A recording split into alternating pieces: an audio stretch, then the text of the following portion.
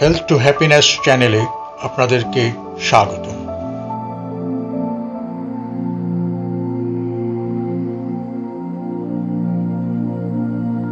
আশ্চর্য হলেও সত্য, আমাদের জীবনের 1/3 সময় কেটে যায় ঘুমের মধ্যে, কিন্তু আমরা কি গভীর ঘুম উপভোগ করি? ঘুম নিয়ে কি আমরা চিন্তিত? আমরা কি আমাদের বাচ্চাদের ব্রেন ডেভেলপমেন্ট নিয়ে উদ্বিগ্ন? তাহলে আজকের ভিডিওটা আপনার জন্য। আজকের ভিডিওতে আমরা জানব ঘুমের গুরুত্ব, নিবিড় ঘুমের সাথে ব্রেন ডেভেলপমেন্টের সম্পর্ক এবং প্রাকৃতিকভাবে গভীর ঘুমের উপায়। চলুন শুরু করি।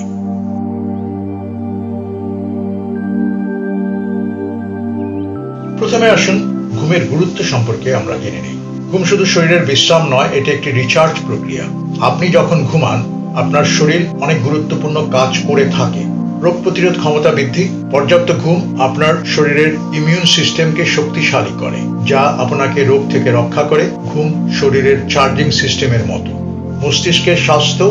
ঘুম মস্তিষ্কের কার্যকারিতা বাড়ায়, স্মৃতিশক্তিকে উন্নত করে এবং মনোযোগ ধরে রাখতে সাহায্য করে। ঘুমের সময় আপনার মস্তিষ্ক সারাদিনের তথ্যগুলোকে গুছিয়ে নেয়। হৃদরোগের ঝুঁকি হ্রাস। ভালো ঘুম উচ্চ রক্তচাপ, হার্ট অ্যাটাক, হৃদরোগ প্রতিরোধে ভূমিকা রাখে এবং স্ট্রোকের ঝুঁকি কমাতে সাহায্য করে। ওজন নিয়ন্ত্রণ ও মানসিক সুস্থতা। ঘুম বিপাক প্রক্রিয়াকে ঠিক রাখে এবং মানসিক চাপ কমাতে সাহায্য করে, যা ওজন নিয়ন্ত্রণেও ভূমিকা রাখে। ক্লান্তি মুছে দেয়া। দিনে যে ক্লান্তি জমে তা ঘুম মুছে দেয়। ঘুম সুন্দর স্কিন ও হরমোন ব্যালেন্স ঠিক রাখে। এবার আমরা জেনে নিই ঘুমের পর্যায়গুলো কি কি। আমরা সাধারণত 2 পর্যায়ে ঘুমিয়ে থাকি এবং এই পর্যায়গুলো সারা রাত ব্যাপী আবর্তিত হয়। প্রথম পর্যায়টি হচ্ছে নন র্যাপিড আই মুভমেন্ট, সংক্ষেপে NREM স্লিপ। এই ধাপটি আরও 3টি পর্যায়ে বিভক্ত। প্রথম ধাপে ঘুম খুব হালকা থাকে এবং সহজেই ভেঙে যায়। এরপর ধীরে ধীরে গভীর ঘুম শুরু হয়, যেখানে শ্বাস প্রশ্বাস ও হৃদস্পন্দন ধীর হয়ে আসে। এই গভীর ঘুম শরীর ও মস্তিষ্কের পুনরুদ্ধারের জন্য অপরিহার্য। দ্বিতীয় পর্যায়টি হচ্ছে র্যাপিড আই মুভমেন্ট, সংক্ষেপে REM স্লিপ। এই ধাপে চোখ দ্রুত নড়াচড়া করে। এই সময় মস্তিষ্ক অত্যন্ত সক্রিয় থাকে এবং আমরা সাধারণত এই ধাপেই স্বপ্ন দেখি। REM ঘুম স্মৃতিশক্তি ও শেখার ক্ষমতাকে উন্নত করে। মানুষ কেন অনিদ্রায় ভোগে এবং অনিদ্রার ক্ষতিগুলোই বা কি কি? বিশ্ব স্বাস্থ্য সংস্থার মত অনুযায়ী সারা বিশ্বে প্রায় 30% মানুষ অনিদ্রায় ভোগে। বাংলাদেশেও এই সমস্যা কম নয়। বাংলাদেশের বিভিন্ন গবেষণায় দেখা যায় 20 থেকে 25% প্রাপ্তবয়স্ক মানুষ অনিদ্রার সমস্যায় ভুগছে। বিশেষ করে শহুরে মানুষ, চাকরিজীবী ও শিক্ষার্থীদের মধ্যে এর হার বেশি। মানসিক স্বাস্থ্য, অস্বাস্থ্যকর জীবনযাপন ও মোবাইল ফোনের অতিরিক্ত ব্যবহার এর প্রধান কারণ। অনিদ্রার কারণগুলো বেশ জটিল। কিছু সাধারণ কারণ হলো মানসিক চাপ ও উদ্বেগ। মানসিক চাপ, বিষণ্ণতা এবং দুশ্চিন্তা ঘুমের উপর মারাত্মক প্রভাব ফেলে। যখন আমরা দুশ্চিন্তা করি, তখন আমাদের শরীর কর্টিসল নামে একটি হরমোন নিঃসরণ করে, যা ঘুমকে বাধা দেয়। খারাপ রুটিন। প্রতিদিন ভিন্ন ভিন্ন সময়ে ঘুমানো এবং ওঠা আপনার শরীরের বায়োলজিক্যাল ক্লক বা সার্কেডিয়ান রিদমকে নষ্ট করে দেয়। অনিয়মিত ঘুমের সময়সূচি, ঘুমের অস্বাস্থ্যকর পরিবেশ এবং রাতে ভারী খাবার খাওয়া অনিদ্রার কারণ হতে পারে। ক্যাফেইন ও অ্যালকোহল। ঘুমানোর আগে ক্যাফেইন বা অ্যালকোহল গ্রহণ করলে ঘুম ভেঙে যাওয়ার সম্ভাবনা থাকে। ডিজিটাল ডিভাইস, মোবাইল, ল্যাপটপ বা টিভির স্ক্রিন থেকে নির্গত আলো আমাদের ঘুমের হরমোন মেলাটোনিন উৎপাদনে বাধা দেয়। চিকিৎসা সংক্রান্ত সমস্যা, দীর্ঘস্থায়ী ব্যথা, শ্বাসকষ্ট, উচ্চ রক্তচাপ এবং থাইরয়েডের মতো কিছু রোগ অনিদ্রার কারণ হতে পারে।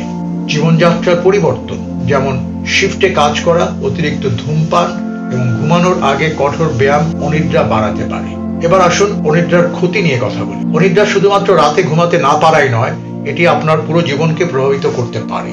অনিদ্রার ফলে 2 ধরনের ক্ষতি হয়। প্রথমত শারীরিক ক্ষতি, ডায়াবেটিস, উচ্চ রক্তচাপ, থাইরয়েড, ডিপ্রেশন এবং হৃদরোগের ঝুঁকি বৃদ্ধি পায়। এছাড়া ওজন বৃদ্ধি, রোগ প্রতিরোধ ক্ষমতা হ্রাস এবং স্মৃতিশক্তি হ্রাস পাওয়ার মতো মারাত্মক ক্ষতি সাধিত হয়। তৃতীয়ত মানসিক ক্ষতি। মনোযোগ কমে যাওয়া, মেজাজ খিটমিটে হওয়া এবং বিষণ্ণতার ঝুঁকি বাড়া এই অনিদ্রার ফলে ঘটতে পারে। এছাড়া কর্মক্ষেত্রে বা পড়াশোনায় কর্মক্ষমতা হ্রাস এবং কোনো কোনো ক্ষেত্রে হ্যালুসিনেশন বা মতিভ্রম হতে পারে। এবার দেখা যাক ঘুমানোর সেরা সময় কোনটা।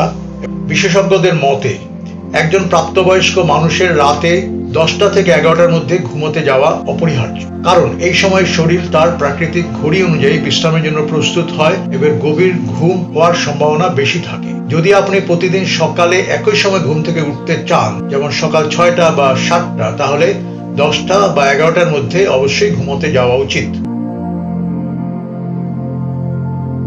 এবার আমরা কথা বলবো নিবিড় ঘুমের সাথে ব্রেন ডেভেলপমেন্টের কি সম্পর্ক রয়েছে সে সম্পর্কে।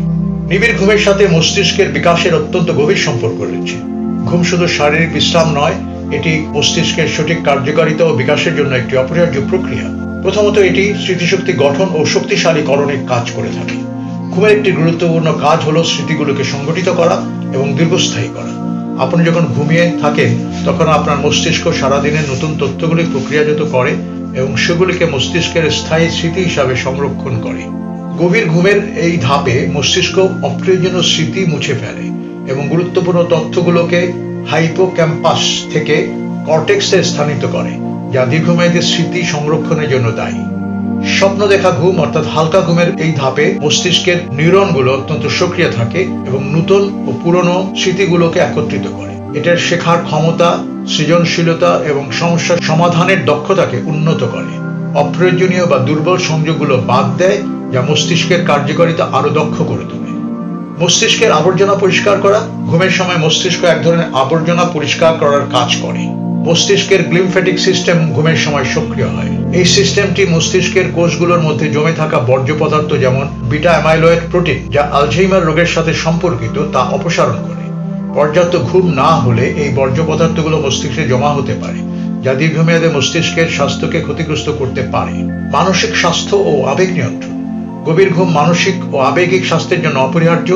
ঘুমের অভাব হলে মস্তিষ্কের অ্যামিগডালা নামক অংশটি অতিরিক্ত সক্রিয় হয়ে ওঠে, যা আবেগ নিয়ন্ত্রণের জন্য দায়ী। এর ফলে মেজাজ খিটমিটে হওয়া, উদ্বেগ, বিষণ্ণতা ও আবেগিক অস্থিরতা দেখা দিতে পারে। পর্যাপ্ত ঘুম হলে অ্যামিগডালা শান্ত থাকে এবং মানুষ তাদের আবেগ ভালোভাবে নিয়ন্ত্রণ করতে পারে। এবার আমরা সবচেয়ে গুরুত্বপূর্ণ অংশ অর্থাৎ প্রাকৃতিকভাবে কিভাবে গভীর ঘুম আমরা আয়ত্ত করব সে সম্পর্কে জানব। কিছু প্রাকৃতিক অভ্যাস আপনাকে গভীর ঘুমে সাহায্য করতে পারে। প্রথমত, আমাদের অবশ্যই একটি নিয়মিত ঘুমের রুটিন থাকতে হবে। প্রতিদিন নির্দিষ্ট সময় ঘুমোতে যাওয়া এবং ঘুম থেকে ওঠা, এমনকি ছুটির দিনও আমাদের এই গভীর ঘুমের জন্য একটি অপরিহার্য পূর্ব শর্ত। আরামদায়ক ঘুমের পরিবেশ। ঘুমানোর ঘরটি অন্ধকার, ঠান্ডা ও শান্ত রাখুন। মেডিটেশন, বই পড়া বা হালকা মিউজিক শুনতে পারেন। ক্যাফেইন ও অ্যালকোহল পরিহার। সন্ধ্যায় চা, কফি বা অ্যালকোহল পান করা থেকে বিরত থাকুন। নিয়মিত ব্যায়াম। দিনের বেলায় নিয়মিত ব্যায়াম করলে রাতে ভালো ঘুম হয়, তবে ঘুমানোর ঠিক আগে ভারী ব্যায়াম করা উচিত নয়। স্ক্রিন থেকে দূরে থাকা। ঘুমানোর অন্তত 1 ঘন্টা আগে থেকে মোবাইল, কম্পিউটার বা টিভি ব্যবহার বন্ধ করুন। হালকা খাবার। ঘুমানোর আগে হালকা খাবার খেতে পারেন। কলা, বাদাম বা 1 গ্লাস গরম দুধ ভালো ঘুমের জন্য সহায়ক। আরামদায়ক অভ্যাস। ঘুমানোর আগে হালকা গোসল করা, বই পড়া বা ধ্যান করলে শরীর ও মন শান্ত থাকে। ইবাদত বন্দেগী। ঘুমানোর আগে অবশ্যই ধর্মীয় মতাদর্শ অনুযায়ী প্রয়োজনীয় তেলাওয়াত, প্রয়োজনীয় আবৃত্তি করার মাধ্যমে আমরা ঘুমের জন্য প্রস্তুতি নিতে পারি। ঘুম শুধু বিশ্রাম নয়, বরং আমাদের শরীর ও মনের জন্য অপরিহার্য একটি থেরাপি। তাই সুস্থ থাকতে হলে, উৎপাদনশীল থাকতে হলে এবং তারুণ্য ধরে রাখতে হলে ভালো ঘুম অপরিহার্য। পরিশেষে বলা যায়, ঘুমকে অবহেলা করা মানে নিজের শরীর ও মনকে অবহেলা করা। তাই আজ থেকে একটি সুস্থ ঘুমের রুটিন তৈরি করুন।